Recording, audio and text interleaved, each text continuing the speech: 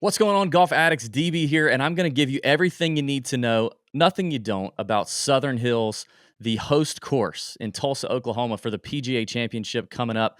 I'm excited about it. If you're betting or playing DFS or doing any kind of pool, this will help you get off to a good start in terms of what to know about this golf course and what type of player it's going to fit. Let's get into it. All right, Southern Hills was a Perry Maxwell design in 1936.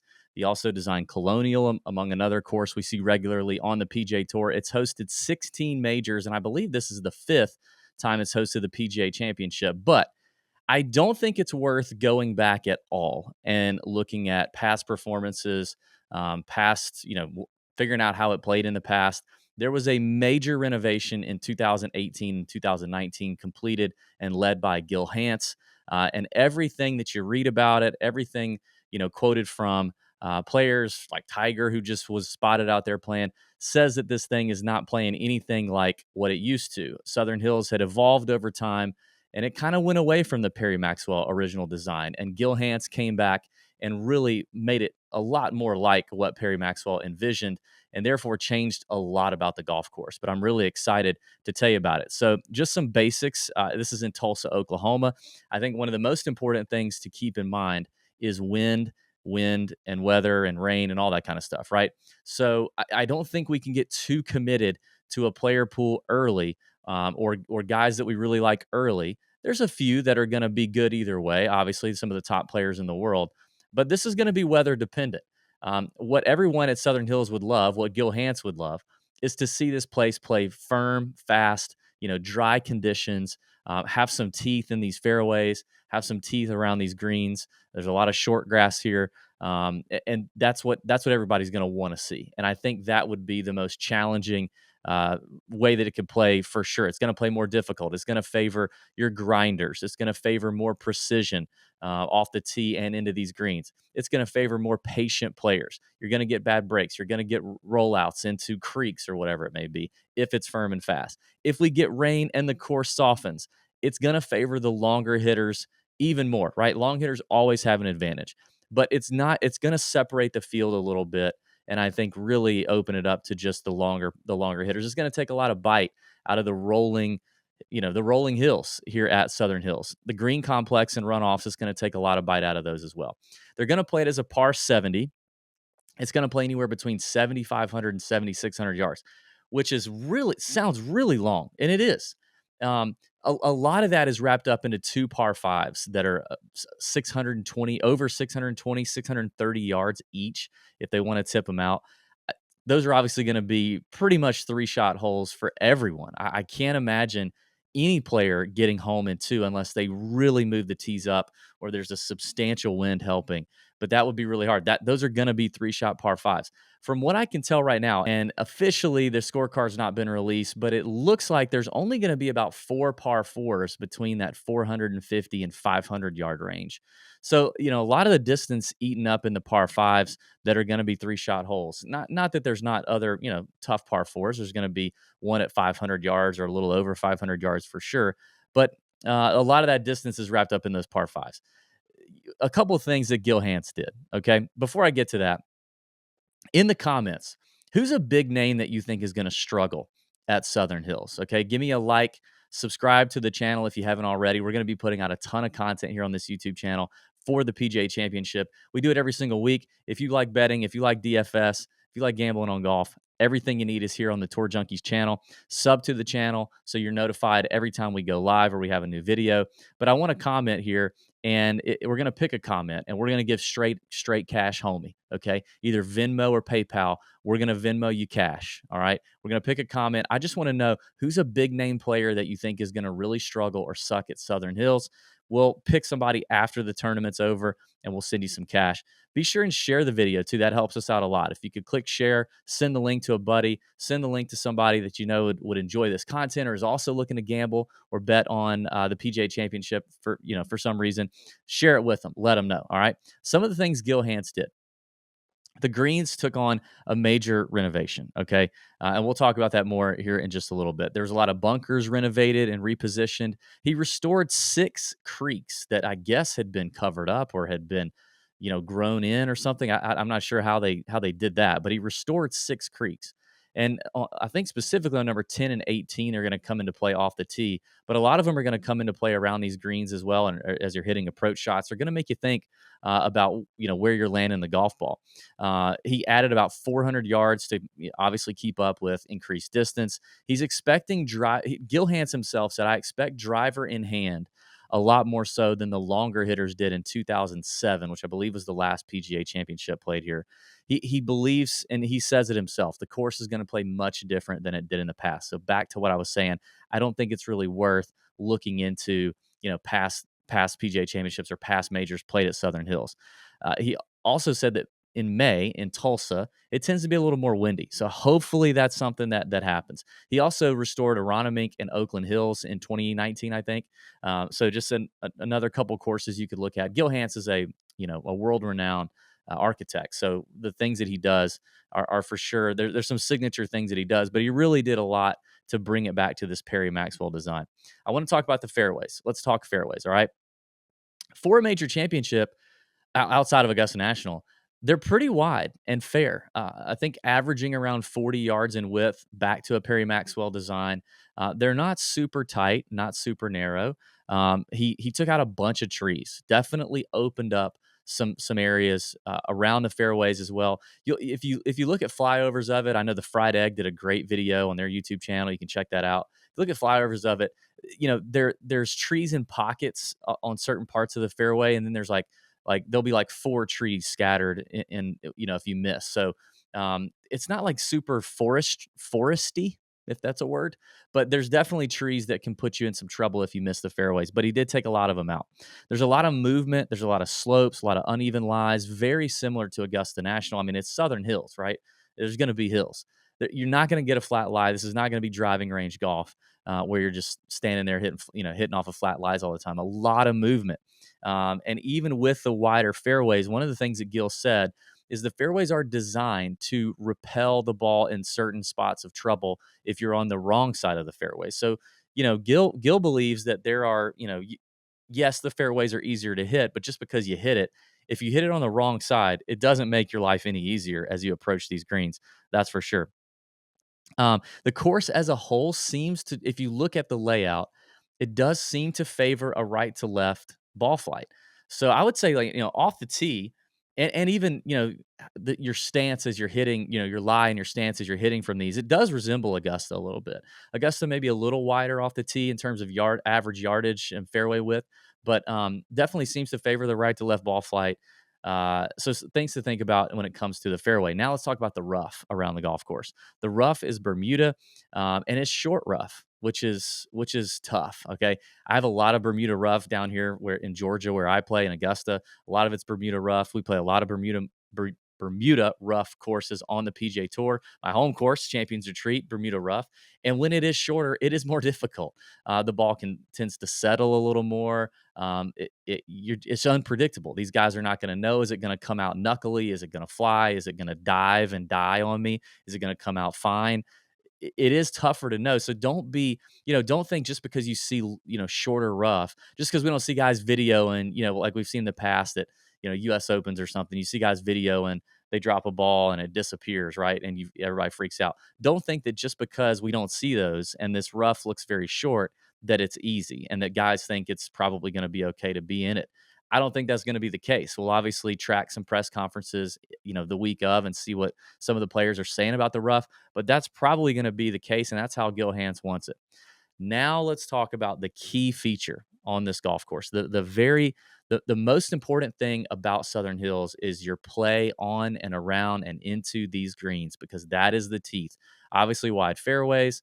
So the tough part is not going to be off the tee necessarily, but it is going to be critical in terms of how you position yourself to approach these greens. They are small.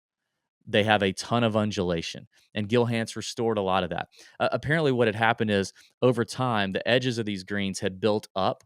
The bunkers everything had kind of come up, and what Gil Hanse and his team did is they sharpened those edges again around the greens. They lowered they kind of raised up the green edges and greens, and it's more of a crown. He talks about a lot more crown feeling to some of these greens. So, and they're also smaller pockets and landing areas. Like You have to be able to land it on a certain quadrant of the green to get it to the hole. It's going to reward great shots. It's going to repel bad shots. Okay. They're bent grass. They're a certain type of bent grass. Um, a ton of runoffs, tiers, collection areas off the greens. Gil Hanse brought in the short grass around the green, so the ball's going to roll. So you miss the green, and the ball is rolling, or you spin it too hard, and the ball is going to roll. It's not going to get stopped by thick rough around the greens. It's not going to get stopped a yard or two off the green surface, but in some thick stuff that you just chop out, pop it out and go. It could roll, 5, 10, 30 yards away from the green into a bunker, one of these, nasty bunkers, or all the way back down to a low area, or possibly even into a creek that runs in front of the green. So it is going to be very, very tricky. The greens are surrounded by bunkers, um, a lot of bunkers. If you look at a flyover again, you can see that. And the short grass is going to definitely make things difficult. They're only planning on getting them to around an 11 or 12 on the stem. So Gil Hanse talked about that. They can't get them too fast because they don't, then they would lose certain hole locations that they could put that'll make it more challenging. So to open up a lot of hole location options on these greens, they're going to keep them around an 11 or 12, which is awesome. I love that. So it's not going to be, these crown greens with all this undulation. It's not going to be like a lot of the greens we see on the PGA Tour, or even certain major venues. You can't just hit the green here. You have to hit the proper quadrant. All right. So before I wrap this up, I'm going to give a couple of quotes from Gil Hanse, from Scotty Scheffler as well. And then I want to give you some stats that I'm looking at that I think are going to be key, and maybe a couple players that I think come to mind when I think of Southern Hills. But again, I want to ask you, please like the video, subscribe to the YouTube channel, drop in that comment. Who's the big name player you think is going to suck? And we're going to pick one comment after the tournament's over, send you some cash on Venmo or PayPal, and share the video with a friend, please. All right. And check out all the other content we're going to be dropping this week for the PGA Championship. All right. So one of the things that Scotty Scheffler said right after he won Augusta, right after he won the Masters, he's quoted as saying, obviously, Augusta National is incredible, but I've always been a big fan of Southern Hills in Tulsa. He also said he's not played it since the renovation. He did play it in 2014 when he was 18 years old in the Trans-Mississippi Championship on his way to finishing T21. Obviously, he's got some memories there. I'm not saying that experience, 2014 matters at all here, but Scotty does, as he's now the biggest name in golf, the number one player in the world, and a player that everybody's going to be talking about. He does have an affinity for Southern Hills and good memories. That's good to see. One thing that Gil Hanse said is he thinks ultimately it's going to come down to greens and the play around the greens, which is something I just emphasized.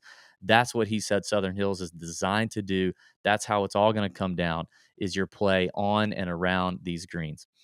Let's talk key stats. All right. And there's a lot of them here that I want to look at. It's a major championship. We want to get a big picture. And obviously, a major is designed to show off the best players in the world doing everything well. There are some PGA Tour events that you can just get away with sucking in one area or another. But to win a major championship, to finish top 5 in a major championship, top 10 in a major championship, everything has to be clicking. So there's a lot of stats that kind of get, it's a stat gumbo. You know what I mean? We stir it up and we see what we get. There's going to be a lot of things that I think we need to take into account and get a full picture of how these players are coming in. Obviously, a lot of strokes gained stats, but let's talk about off the tee first. Strokes gained off the tee is something I want to look at, but I also want to see it kind of parsed out with distance and accuracy. I just want to see it. I don't know how the weightings will go down. I haven't worked all that out in terms of a model, how you want to weight it, but I want to see who's gaining strokes off the tee, and are they doing it with length? Are they doing it with accuracy? Are they doing it with a combination of both? Obviously, depending on how the course is going to play with weather, some of that distance and accuracy will be, will kind of be like this. We'll be tinkering with the knobs on distance and accuracy, but that's going to have to be looked at, right?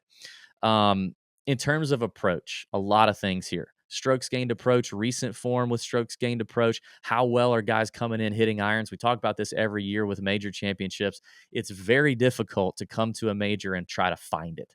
So guys that aren't hitting their irons well, because this is going to be a second shot golf course that when you do miss or you do get a bad break, and you're going to get them here, You're going to hit good shots and get bad breaks at Southern Hills. Can you recover? And then your performance on these greens, all of that is super important. It's really tough to find that coming into a major. So if guys aren't coming in with strokes gained approach numbers that I like, with another stat that I'm going to be looking at is like long-term, long distance proximity numbers, short-term proximity numbers, but long-term I want to know like who's a good iron player at 175 yards or longer.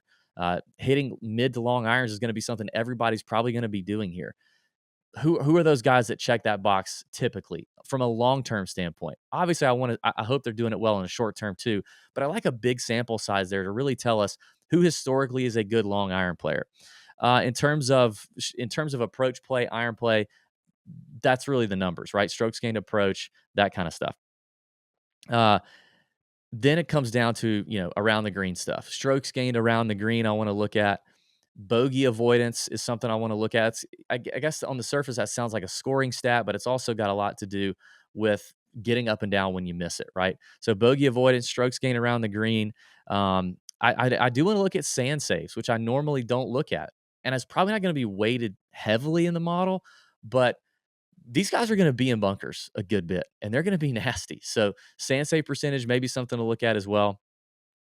Uh, and then it's just going to be, putting, right? Strokes gained putting on bent grass definitely helps. So to be able to see on Fantasy National, like, is bent grass a surface that guys are comfortable on? Bent grass typically it's really pure and it does what you think it's going to do. So typically it helps bad putters to really putt better. They're not going to be super fast, so I don't think we need to include like lightning fast, you know, green speeds or whatever on Fantasy National. But I do think they're similar to Augusta, but they're just slower, right? They're not going to get them to the 12 and a half, 13, 14 that Augusta can get them. But all the undulations, can definitely be a thing. Augusta National's greens obviously can be a lot bigger than what we're going to see here. But putting on bent, who's coming in hot? Even just strokes gained putting on any surface, who's coming in hot and confident with a putter? That's what I want to see as well. And then overall, like think about the picture that we've painted with Southern Hills. You need a patient player. You need a creative player. You need a grinder, right? Because like I said, you're going to get bad breaks here.